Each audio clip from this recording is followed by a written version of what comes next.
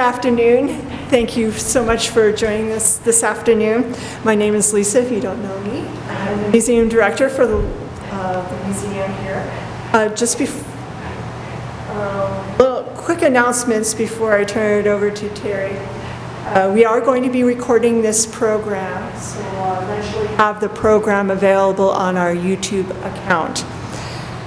The other thing I'd like to mention is 2 weeks from now, on June 22nd, we are going to have our first historic bike tour of the season to Point Alta Vista, and you can register for that, or will be able to register for that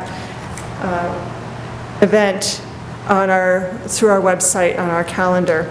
If you have any issues regarding registration for that, which is a free program or a free tour, please give us a call and we can walk you through how to register. And with that, I'll turn it over to Terri.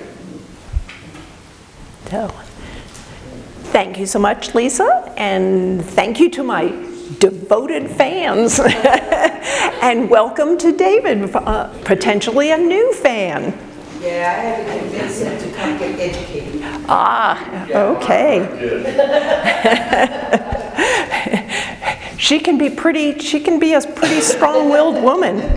So, He said, do it, I don't need you next time. Today we're going to talk about the Civilian Conservation Corps, and it was one of the programs that was set up by President Franklin Roosevelt.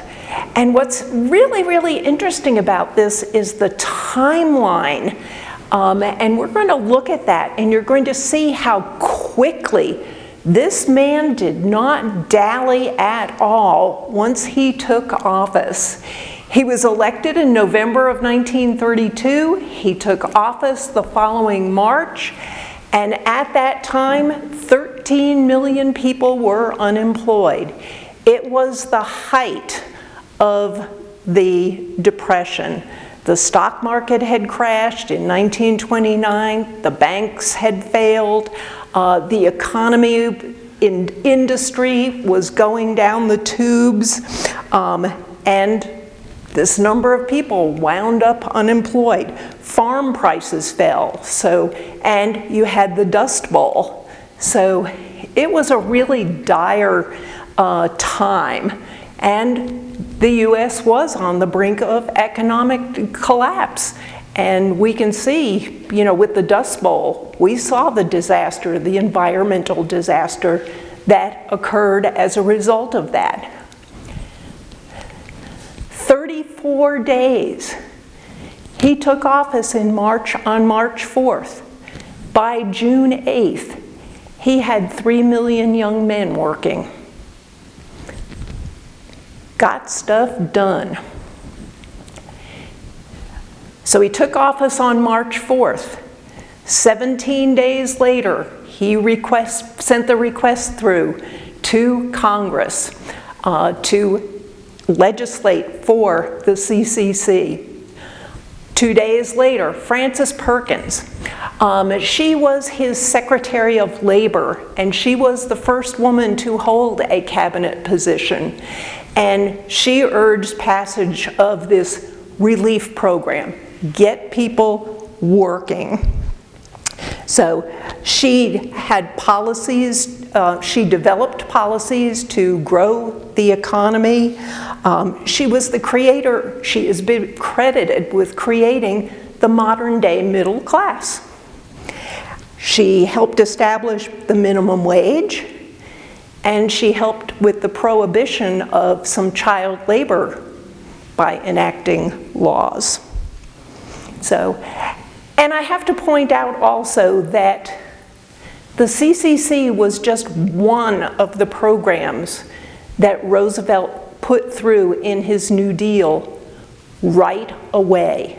It was not without controversy, but he managed to get it through.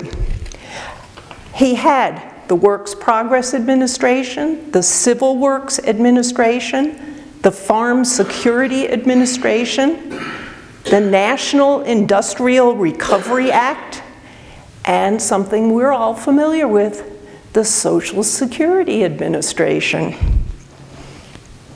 So he was busy, right away.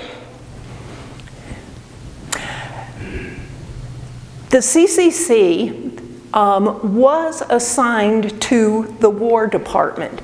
It had kind of a military structure, but it was actually, the commanders were, many of them were from the military, and they set it up in a military fashion.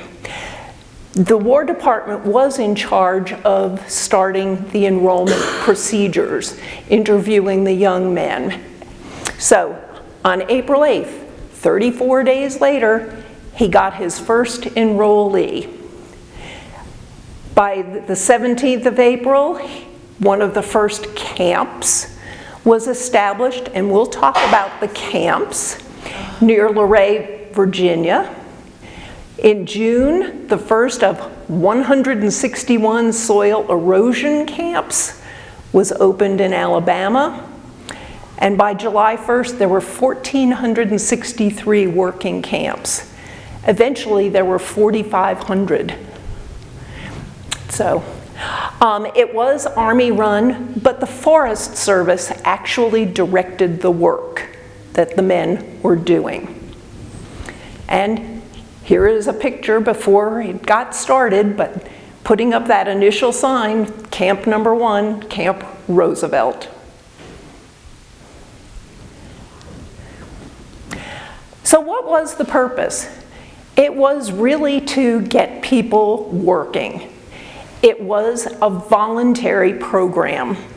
They solicited volunteers, and they started specifically with young men from families that were in need of additional income. Did provide manual labor jobs. Most of them were in terms of forms of conservation and the development of most of the National Park Service, a lot of state parks were also developed by the CCC. And we'll see some of the thousands of projects that they worked on. The largest enrollment at a single point in time was 300,000, but they did, throughout the 9-year period, 3 million young men took part in the operation. There were different parts of the CCC, and we're going to look at those. The first one was the junior enrollee. This was for young men between the ages of 18 and 25. They had to be unemployed, they had to be single, and they had to be United States citizens. Their family had to be on relief as well. Here again, it was a voluntary program, but just like the Army, they had to pass a physical exam, and they were required to serve for 6 months. And they had the opportunity to re-enroll for up to 2 years. The idea of the program was to train these young people so that they could go out into the economy and perhaps get a paying job. So nobody stayed for the 9 years that the program was in effect. They worked 40 hours per week over a 5-day period. So it was reasonable, but it was physical labor. And here we see the new recruits. This happens to be at Shenandoah National Park. They have their bags. They are going to be issued uniforms. They're going to be issued shoes. It is like the military. I think he's getting fitted for shoes, or sized for shoes. So it did provide shelter, did provide clothing, food, and medical care, and they got $30 a month, 25 of which had to be sent home to the family. I think that's a nice thing. Yes. And here again, at the height or throughout the whole program, there were 4,500 camps across the United States. So eventually, the age did expand. They allowed 17-year-olds, and they raised the 25 to 28, and by 1935, they had raised the age to 35 years. Still with the unmarried, unemployed, physically fit, and a citizen. Why would they have to be unmarried if they were sending the money home? You would think, you know what I mean? I would think it'd be a... This is the young men. We do have some other opportunities, but not really, it wasn't open to everybody.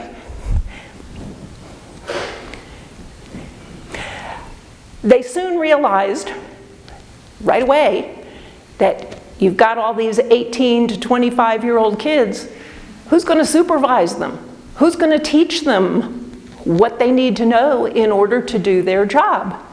So they went out and recruited local experienced men.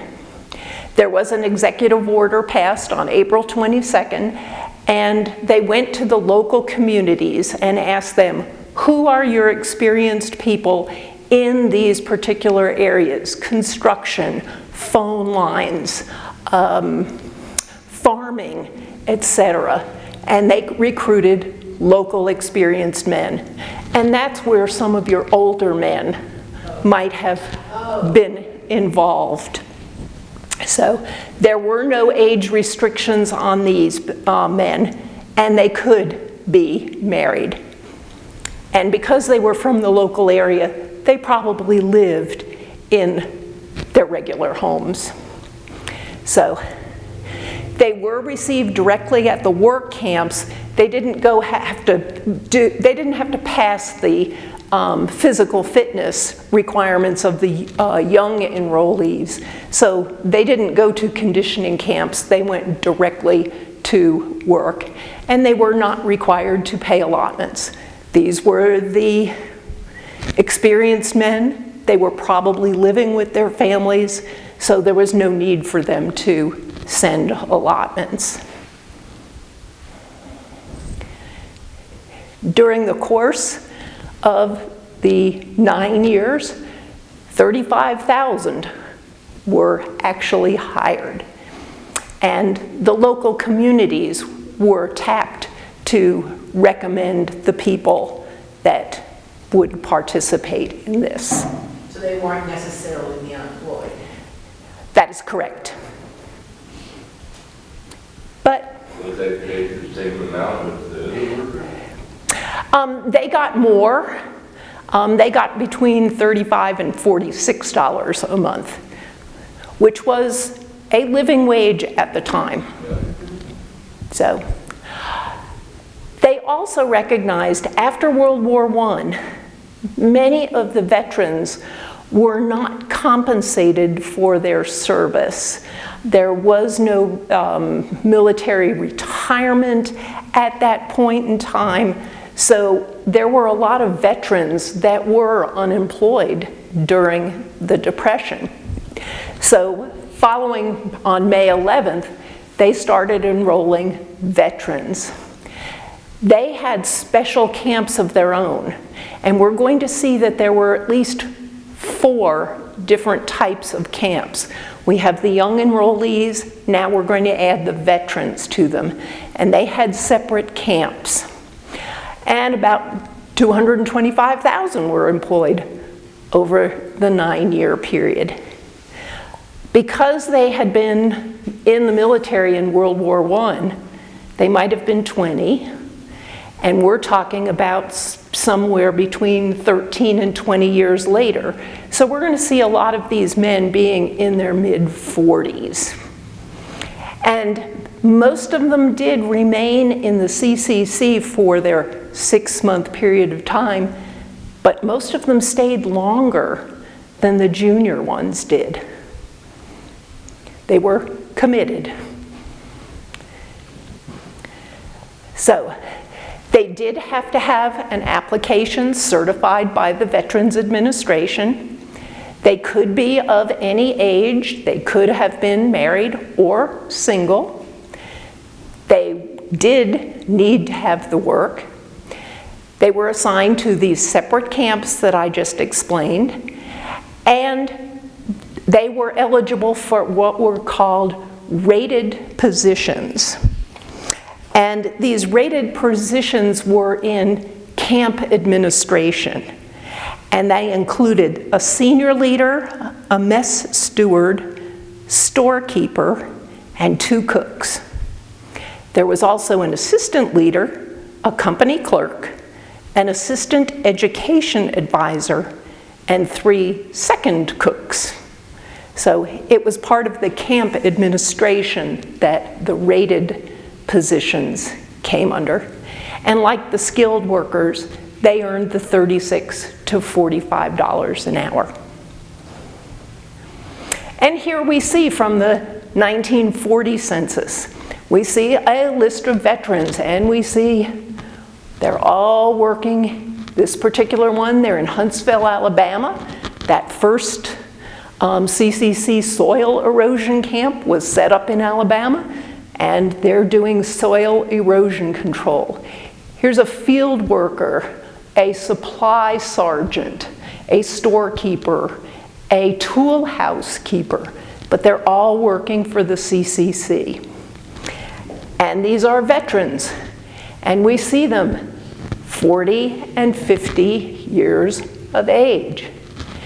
And I'm going to point out Mr. Wagner in the next slide, because we do have the veteran certification that he was a participant in World War I, and that he served in the U.S. Marines, and he was a harness apprentice.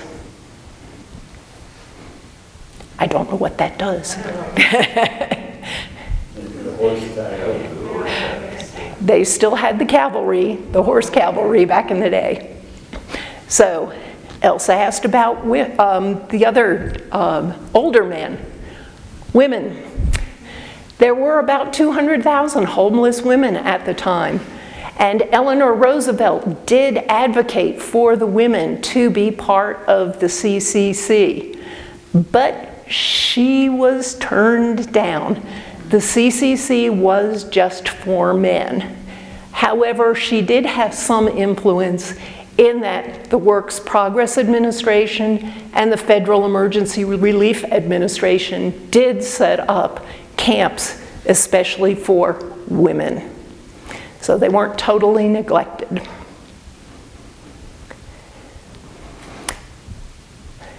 Young enrollees, veterans. There were camps for African Americans. The Depression affected minority groups disproportionately.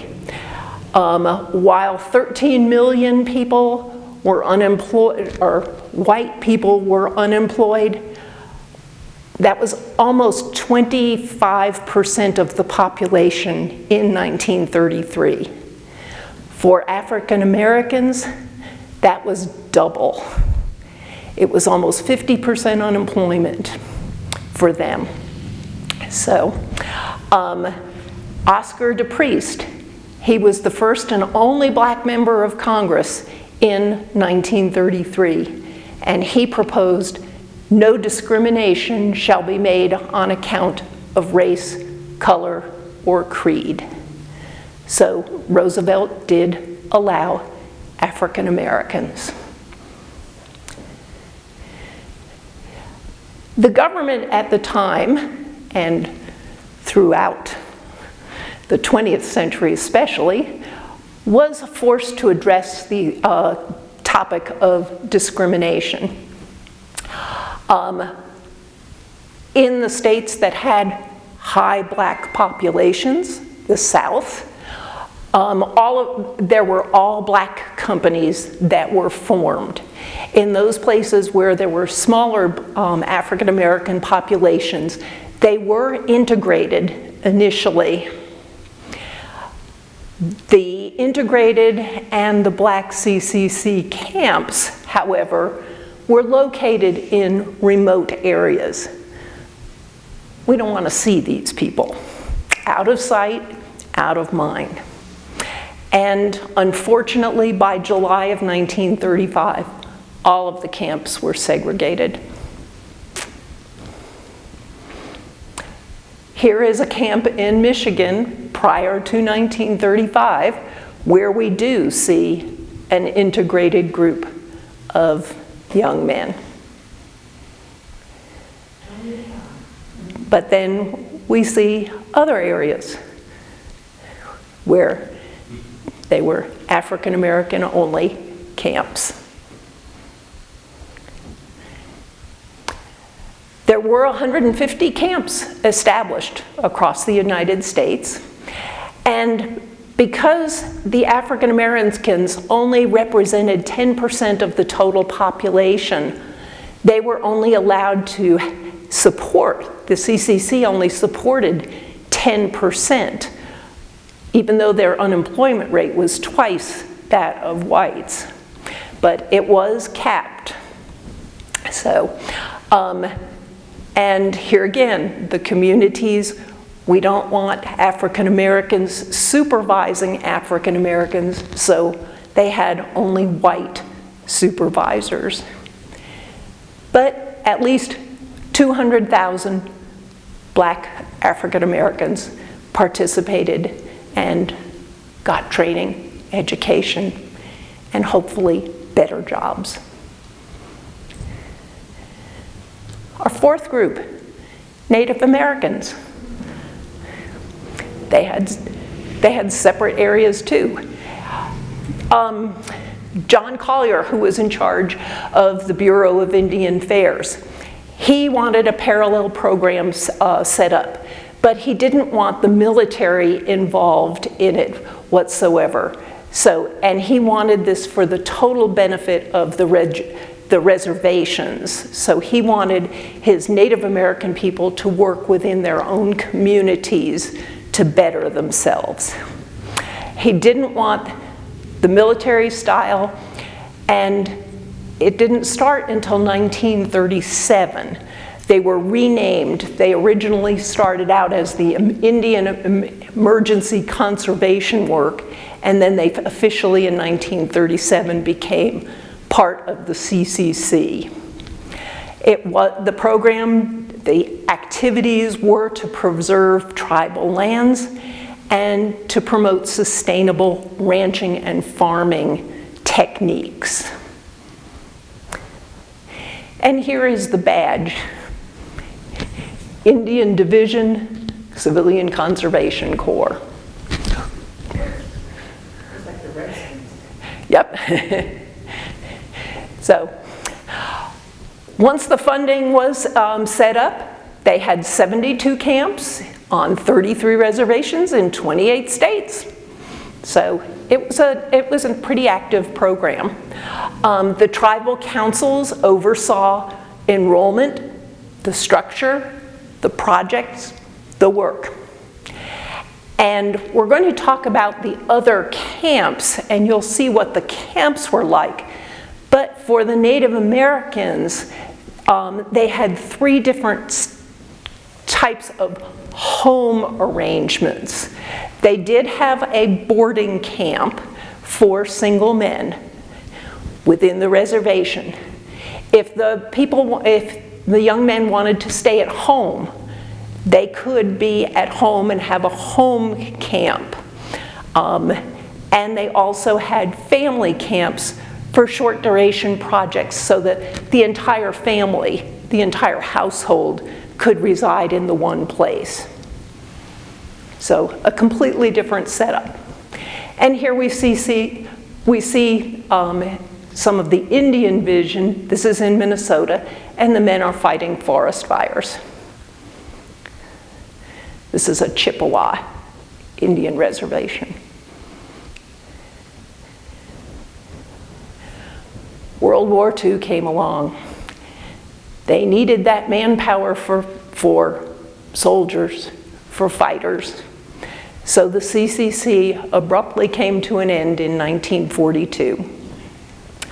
However, the structure that existed in the CCC allowed for better recruiting practices for the military services. They had learned by recruiting these young men, older men, African Americans, so they had better procedures, organization to go into World War II. As far as the actual workers were concerned, many of them became corporals and sergeants in their military service because of the experience that they had had in the CCC.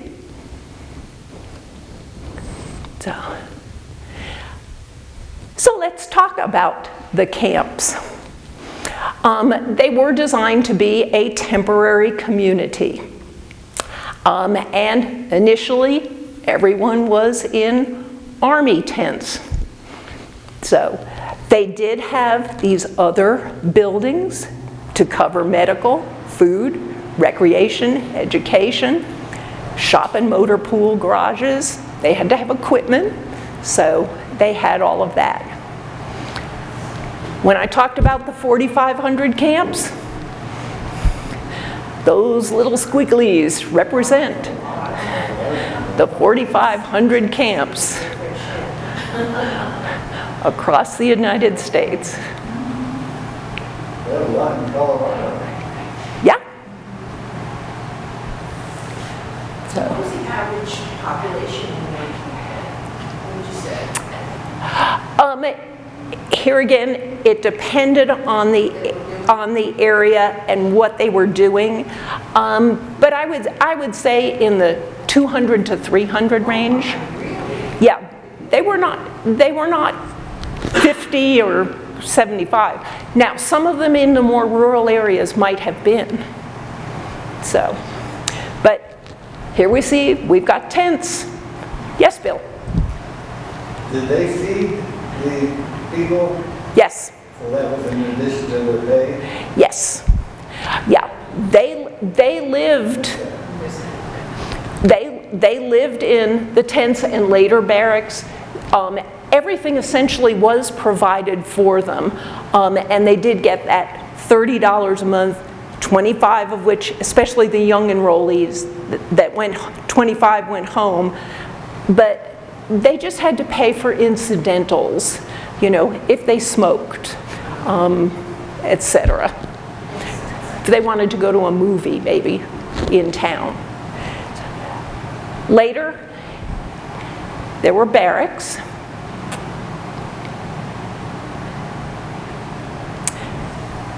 So what kinds of projects did they work on in the CCC?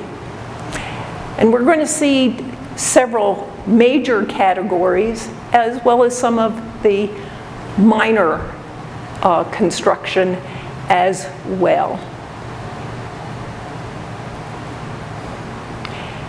Here we see a stone bridge that was built at the Great Smoky Mountain National Park.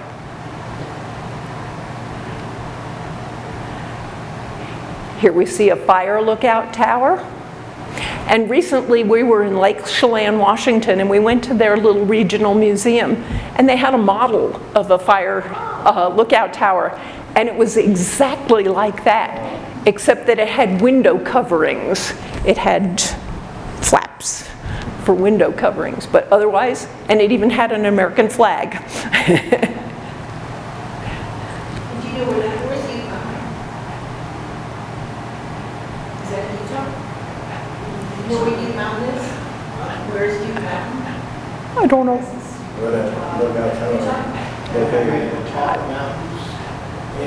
No, they're asking where Ute Mountain is. I don't know where.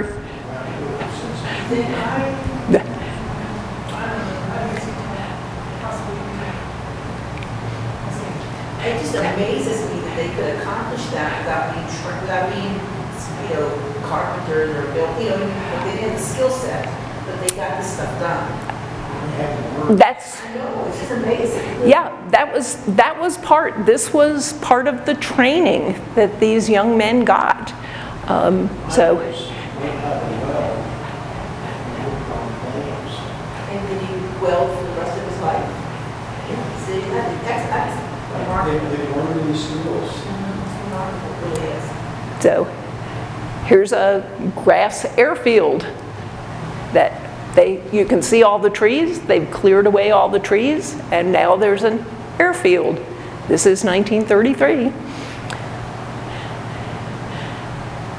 Terracing for soil control and erosion.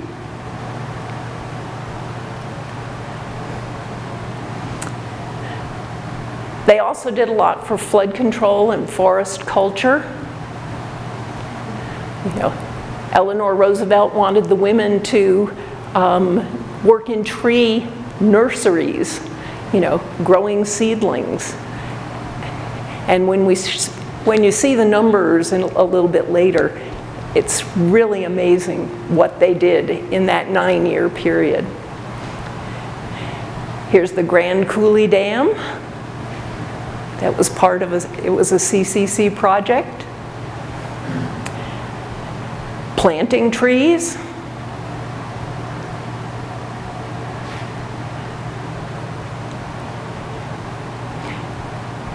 A big part of CCC work was developing national parks and also developing state park systems. So we see a lot in that landscape and recreation area.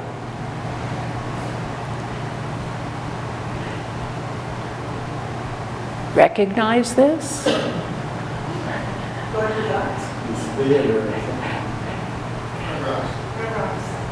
Red Rocks. Red Rocks was a CCC program. And it's still viable today. Yep.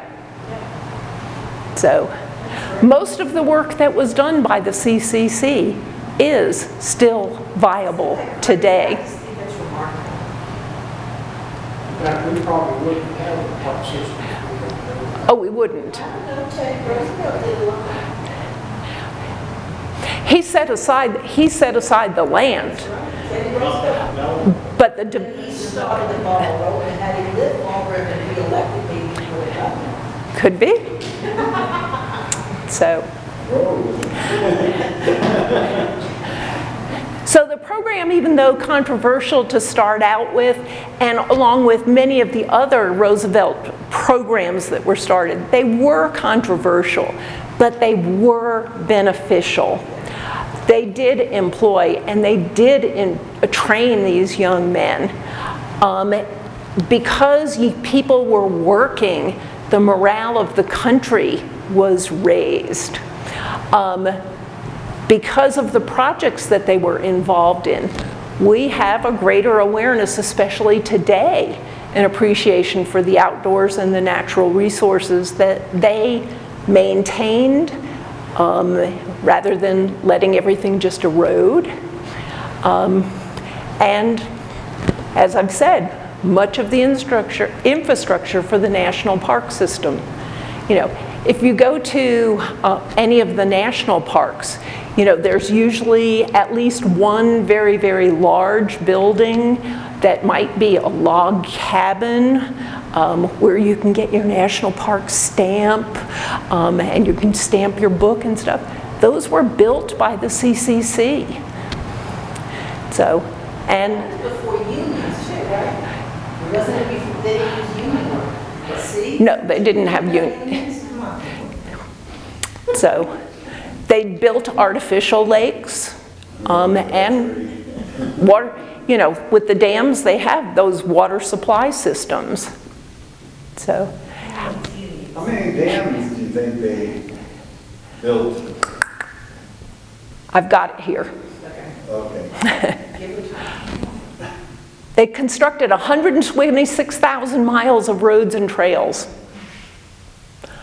100,000 miles of telephone line, Whoa, That's terrific. that's good. 2.3 billion trees, the fire lookout towers. And this was one that really, really surprised me. 6.5 million person days fighting forest fires. And without being firefighters, right? Well, they learned it. learned it, but yeah, That's crazy. I didn't realize that fires were so extensive that it would require that much manpower. We see it today. Restoration of nearly 121 million acres of land. This is the farming communities, the Dust Bowl communities that benefited from that. To your question, Bill, 45,000 bridges and buildings. 6 million small dams. 7,000 large dams. And water tanks throughout the West. So, how do you find out about the people that were working in the CCC? One of the things is that during this period of time, almost the whole time, from 1933 to 1940, these three gentlemen got together and they produced the Happy Days newsletter. The issues for this are available on Ancestry. And they were probably about maybe 8 pages, these newspapers, and they would have a front page story that dealt with the CCC and the administration and what it was accomplishing. But you also can find individual articles where people, individual names are mentioned. Poor unlucky Kenneth Bacon, who was bitten by a snake twice. Leonard Mahoney is promoted to a staff sergeant. What kinds of things they ate? Huckleberry pie. And these two young men detected a forest fire and were able to alert the fire suppression crew, and within 35 seconds they got away and the blaze was under control in 15 minutes. So they were alert. It also had company reports and what the individual companies were working on. All of these, this one is in Michigan, but the others are in California and Oregon. They're all firefighting. And that's why that 6.5 million number is surprising to me. But we also see they're preparing for winter and they've built 40 log cabins. In New Mexico, they're rebuilding and reconstructing a road. In South Dakota, winter construction, a hospital and a mess hall. Oregon, they're doing the right-of-way for construction of a road through the mountains. And Fort Davis, one-way roads, trails, picnic grounds, etc.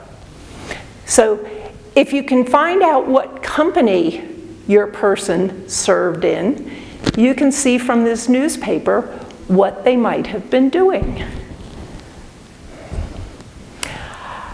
It's important to note that not only was there the training, I cannot tell you in these newspapers how many baseball teams, baseball games, and baseball scores were reported.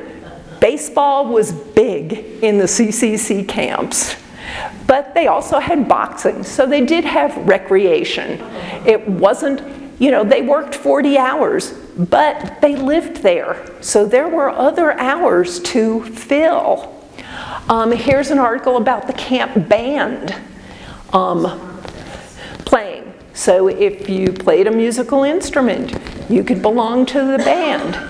And the big thing was education, not just on-the-job training, but literacy, grammar, algebra, English composition, American history, occupations, current events, accountancy, business arithmetic, cooking, baking, shorthand, teacher training, first aid, safety, auto operation, woodcraft. So there were a lot of programs to help advance all of these men. This is the same slide that we saw earlier. Looking at the 1940 census, you may see some people that are still working in the CCC. It's right before the outbreak of our involvement in World War II. However, the program began in 1933. So there's that whole gap of 7 years where your person might have worked for 6 months or 2 years, where the census is not going to record that information. But don't overlook it. So we see that these young men, well, these are veterans, and they're enrollees, and we have seen what their jobs were in terms of soil erosion. But you can also look in other areas. Here again, this is the 1940 census, and we see these people. They're located in a CCC camp, and Mr. Shoemaker is an officer. Mr. Pope is with the U.S. Forest Service. He's a senior foreman. And our 2 young gentlemen are in telephone construction and in reforestation. They laid the telephone lines in the forests. I guess the telephone lines in communities had already been strung, so it was getting them connected across the forests. Here's a camp in Alaska, and we see people working on roads. We have a truck driver, a kitchen helper, and road work. And they're all in the CCC serving in Alaska. With the exception of our first guy, all young men.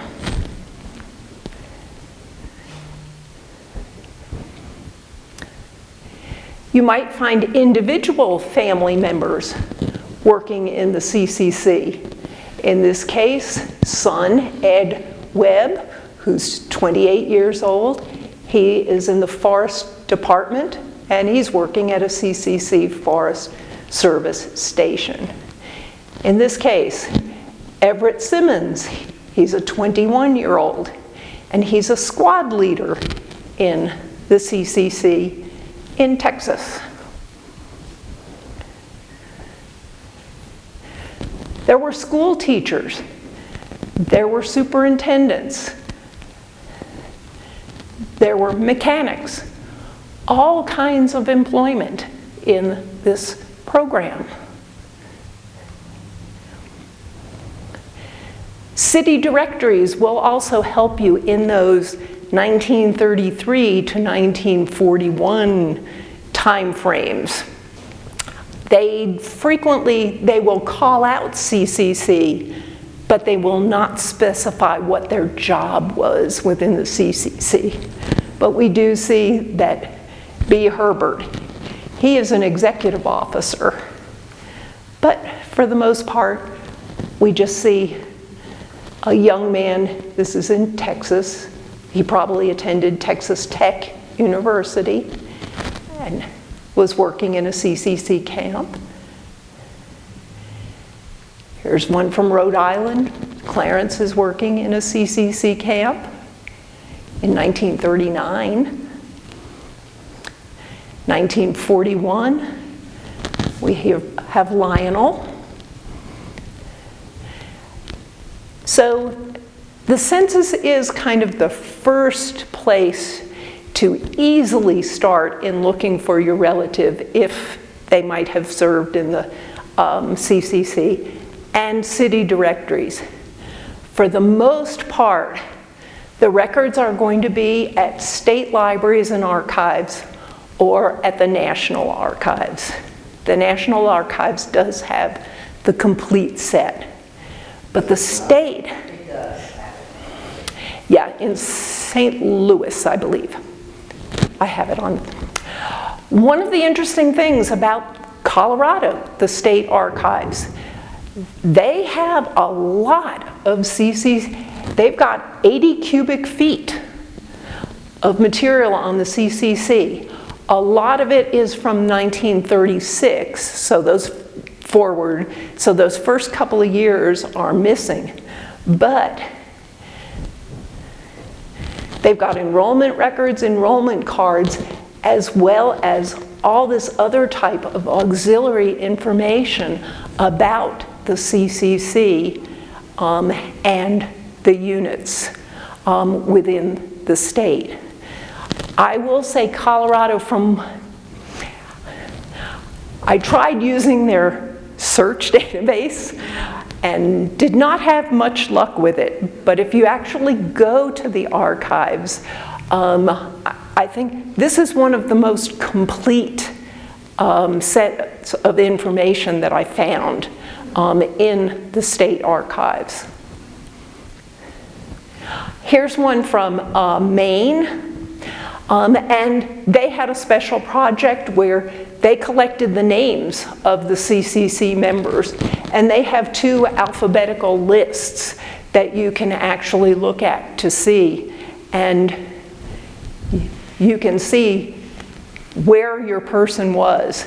You know, alphabetically, we've got these people, where they were originally from, what their rank or their job was, where they were located when serving in the CCC, and that all-important CCC company number, so that if you go back to that Happy Days newspaper and track down one of these numbers, you can find where your people might have been.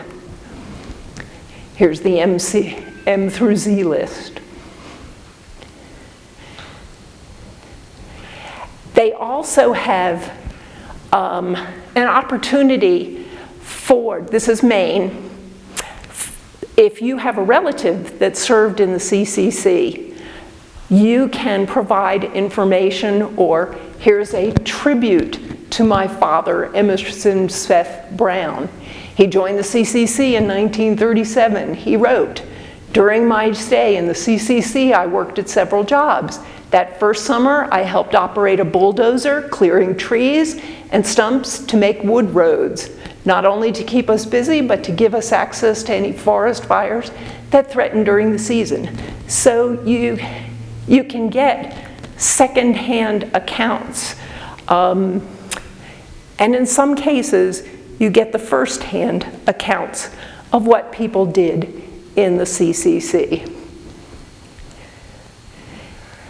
They have a listing of the camps and what organization was primarily in charge.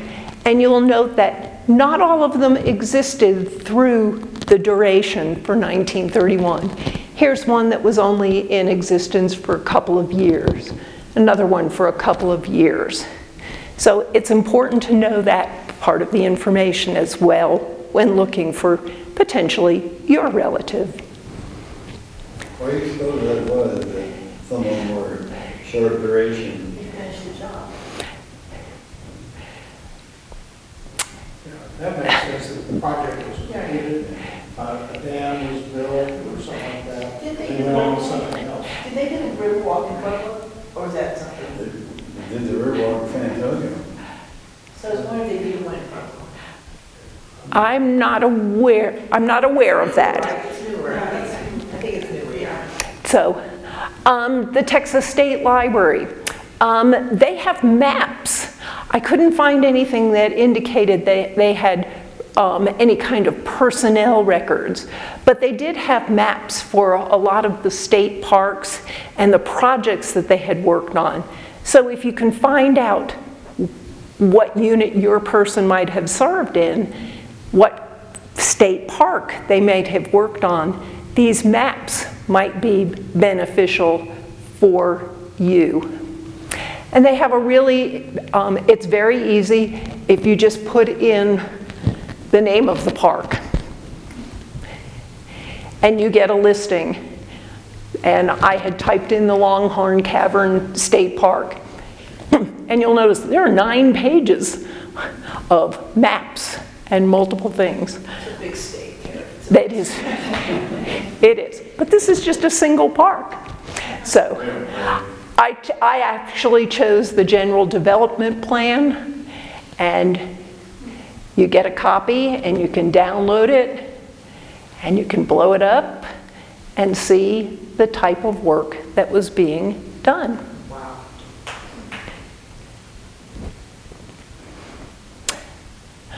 Iowa. They too have an active unit, and this is the Iowa Department of Natural Resources. This stuff falls in. It does. Do a Google search for CCC in the state that you are particularly interested in, because I found that it can be in any agency around. But what's interesting about this one is they have actual interviews with some of the people. And you'll see some of them are really small, but others of them are sizable. And this is a 14-page one, and you can download it.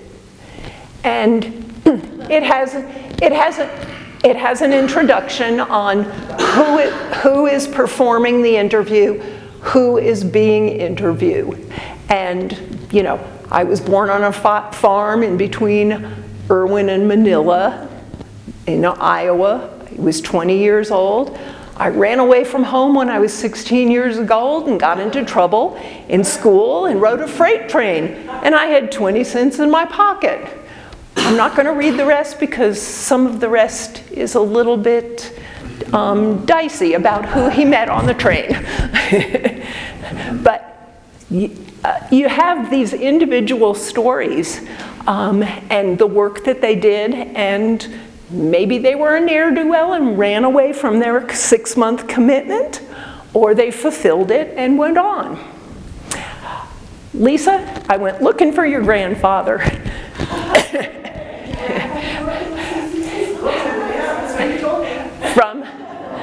From Nebraska. And I did put in CCC Nebraska, and it cross-references me to this museum in South Dakota. But I could not find Stutz. And unfortunately, it doesn't give more information than what you see on this page.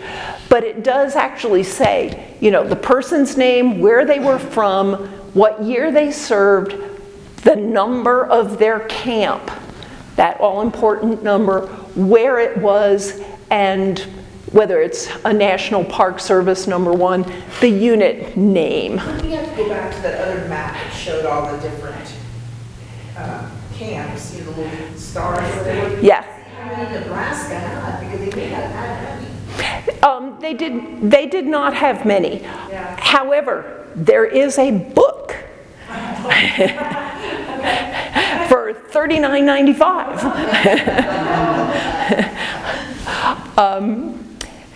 So, and of course, the National Archives, they do have the records, and you need to fill out your specific form requesting pertaining CCC information, and you provide as much information as possible, and you pay the fee, $5 or 5 pages for $25, or 6 pages or more for a $70 flat rate. But they do have the information. So, National Archives also has the Indian records. So I would assume that some of the tribes might also have, and their tribal headquarters have the CCC records as well. But for the most part, everything that I looked for referred to the National Archives. So, in conclusion, I would say check that census, check newspapers, local newspapers, to see if maybe your young person might have been mentioned.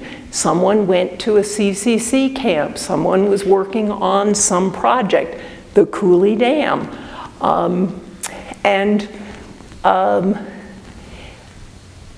See if your state archives does have any information.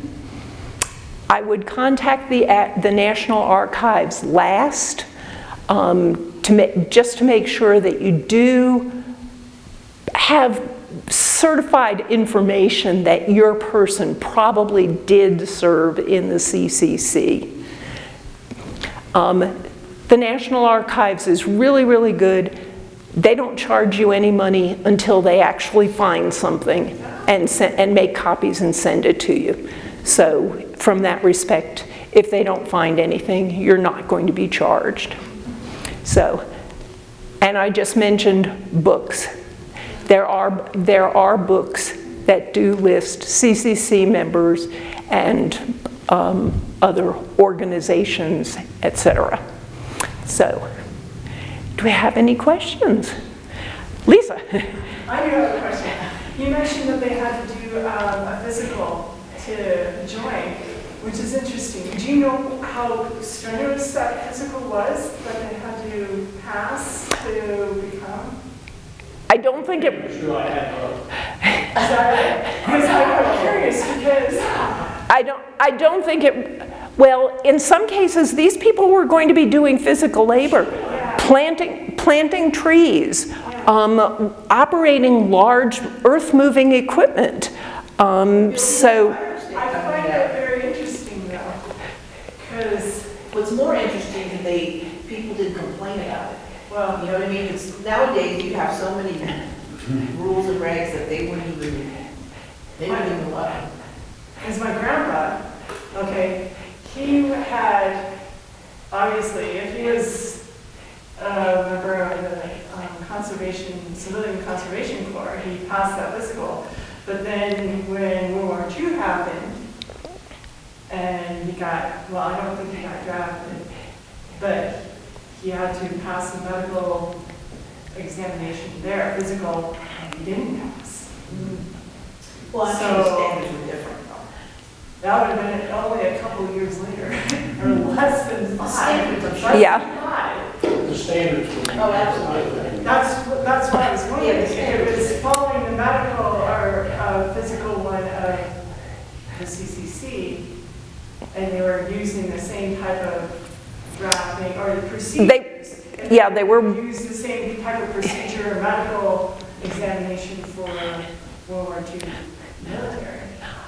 obviously. Passed one, but you didn't pass the other. So I was just curious. If you happen to know or how you could... It would be interesting on his. No, that's an old man's draft. Because he would have been... If you have his World War II draft registration. How old would they have been, Lisa? How old would they have been at this time? He would have been young. After high school. Oh, gosh. Yeah, so he would have been 18. Yeah. Age He would have been 19. Did he wear- 1918. Did he wear glasses? No, not at that time. I don't believe so. But definitely by 1950, I think he's wearing glasses. Yeah, I just thought it interesting. I thought, I didn't realize that they had to pass a physical examination. I guess I understand it's physical. My understanding, what he did during the Civilian Conservation Corps was go out to farms and do an assessment of value. He had skills in math skills, really good math skills. So I don't know if that's exactly what he did, but that's what I remember hearing that he did. I'm just trying to think, things like rheumatic fever would have eliminated someone from World War II. I know from World War II, women's enrollment, they had to weigh at least 100 pounds. If they did not weigh 100 pounds, to get around it, they were told to go home and drink milkshakes and eat bananas. And to come back after drinking milkshakes and eating bananas. So it might have been something as simple as. I just found that interesting. I didn't realize that they had to do a physical exam for. So, yeah, and I honestly do not know what the physical exam requirements were on either end, to be honest with you. So, Dan? You can ask for it. What I like about this program is a government program that actually helps the individual people, but it actually gave back to the community instead of just giving them money. Exactly. It went all back to the community and back to the nation. And then also, it's something that we can still see today. Yeah. Oh, In fact, in my hometown, our water supply, we built a dam there so we could have a water supply in the lake. And all this stuff is still around because much of it was big. Infrastructure. Small, but also big visible projects that have lasted all the way through. And it gave them a foundation to build on later. Education Yes. skills, oh yeah, it's great. So do you have any idea of anything that was constructed locally by the CCCs here in Canyon or even? Well, definitely roads. Roads? Yeah, there was a road. We had a camp fairly close to 8 Mile or Bumbach. Okay. And then I think they might have had a camp or something going on in Penrose too. Wow. But there was a big Oh, one. I didn't want Big to. one up near Manitou. And what was the other one? Manitou and Rainbow Gulch between Colorado Here. Springs and I'll go back. Yeah. Okay. I'll try to go back. Rainbow Gulch between Springs and Woodland Park up in that mountain. So if you go to a lot of state parks, Those they signs. have these log cabins that you can. Yep. And those log cabins were built by Yep. So we have a few photographs from somebody locally who had joined the CCC in our collection. And he was, I think, in a couple of those different camps at one point. Yeah. Yeah, they could be Bill, I believe it was you that asked, why did a camp close? The project might have been finished, but on one of the slides, I noticed that there were a couple of the gentlemen that went to different camps afterwards. So just because the project was done didn't mean that the person then was sent on their way. They could, if they re-enrolled, they could go on to other camps. I'd like to put this in perspective too, though. With Franklin Roosevelt being able to accomplish so much in such a short time, I would like to know what the makeup of Congress was at the time. If he obviously didn't find a lot of battle in Congress trying to get this to pass. And then I also, again, would like to know how much debt the U.S. had at the time was being done. Because that's always, it's been growing exponentially. If you look at the money spent on these projects versus the work that was done, pretty cheap rate. Is it? Yeah. So we were able Well, you to get a factor accomplish in of it, we're feeding them, housing them, dressing them, so that's gotta be factored in there also. Yes, but they're working for it and actually accomplishing projects. That benefited all. They did, We're actually but you don't paying for it. realize that till, later. Right. So I'm just curious, because today, I mean, there's so much, like this pushback with all these things that they're trying to get away, because the country itself is in such debt. The difference is people get money today, but they don't have to do anything to get back to it. And I think that really started in the 60s, understand? The war on poverty. Okay, Yeah.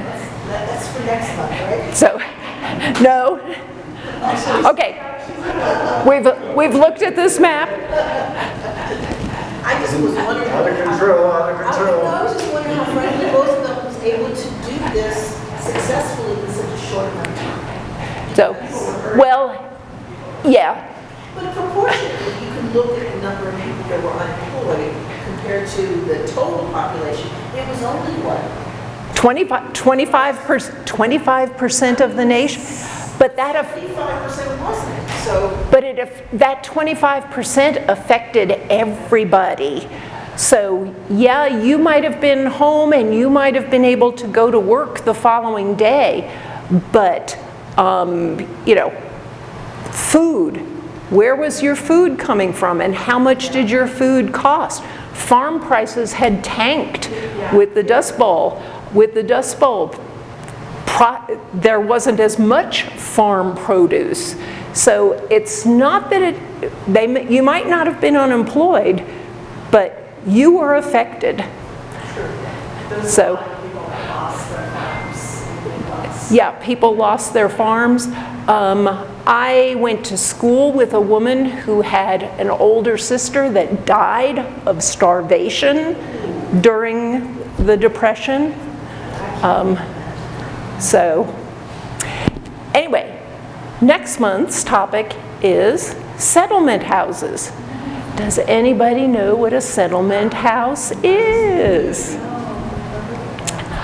They were essentially social service agencies that were set up to help the waves of immigrants that were coming into the country in the 1880s through about 1920. A lot of these agencies, settlement houses, still exist today. Yes. they weren't apartment buildings.